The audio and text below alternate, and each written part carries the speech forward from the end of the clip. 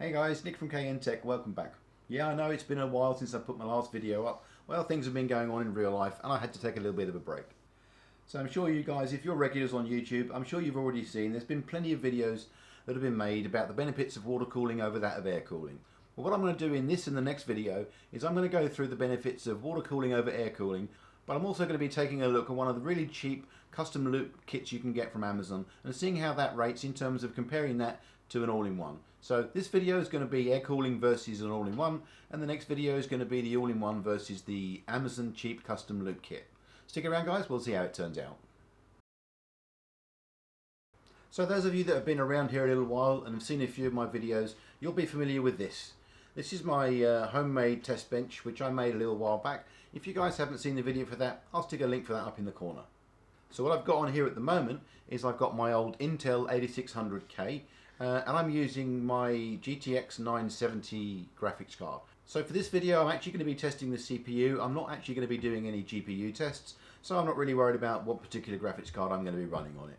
So like I said, I've got my 8600K on there and I'm going to be doing 2 rounds of testing. The first is going to be using the CPU's stock settings, and that's going to allow it to boost however it feels it can boost based on the thermals and the power available to it.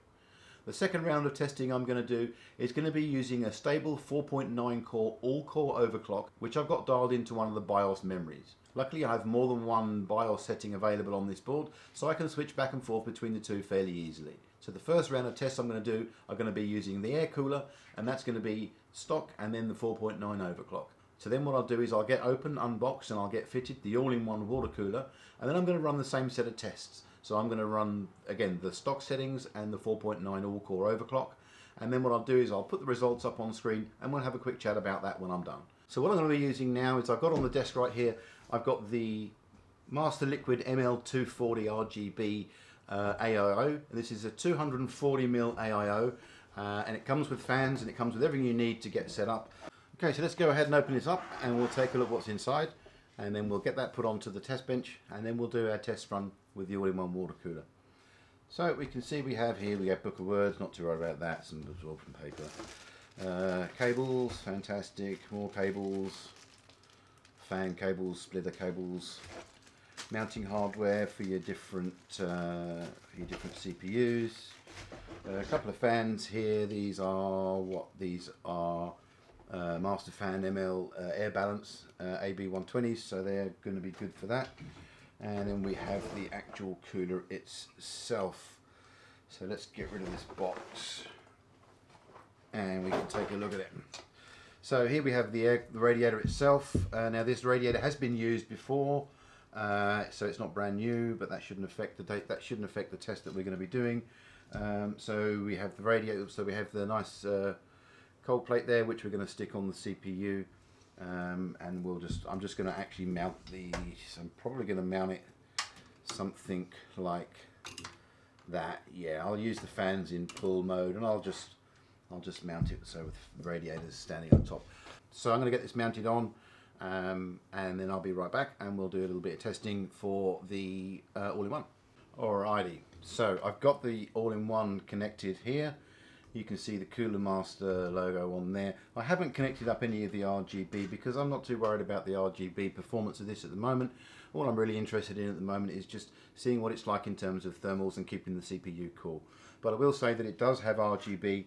It is standard RGB, so that's the 12 volt. That's not the addressable ARGB, that's just standard 12 volt RGB.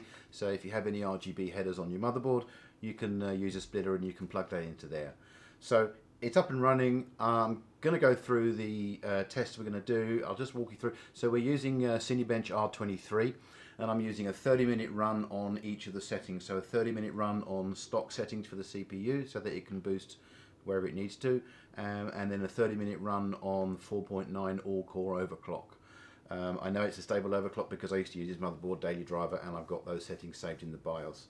So like I said, we've done the test already for the air. Nothing surprising there. Obviously the overclock was considerably hotter than the stock settings, as you would imagine. What we're going to do is do exactly the same set of tests, and I'm going to screenshot the results, and then I'm going to bring them up on screen and we're going to take a quick look at it. Be right back. Well, that's all the testing done. Did take a while. I was using half an hour runs on each run of the Cinebench. So that's 4 half-hour runs, 2 hours testing in total. So the first 2 runs with the air cooler, and if I switch over to the screens, you can see the first run on the air cooler with the stock settings for the CPU, which meant it was just allowing to overclock based on its own settings. That gave us a score of 6094 and the max temperature of 70 degrees C. If we look at the 4.9 gig all-core overclock, that gave us a score of 7487, vastly improved. But look at the temperatures, 95 degrees C. No real surprise there. You shouldn't really be overclocking using an air cooler. So if we go over to the right-hand 2 columns now, and we look at the AIO, we'll see at the stock settings, 6329 was the score. That's up 300 points or thereabouts on the air cooler. But look at the temperature though, that's 51 degrees. That's compared to 70 degrees using the air cooler. And if we look at the 4.9 gig all-core overclock, that gave us 7490, slightly above the one for the air cooler, but that's probably within margin of error.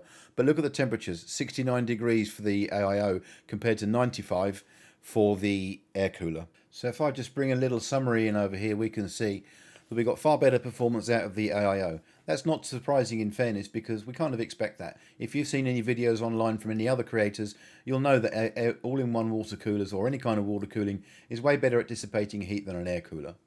So what I'm going to be doing for my next video is I'm actually going to be taking a custom loop kit that you can buy from Amazon.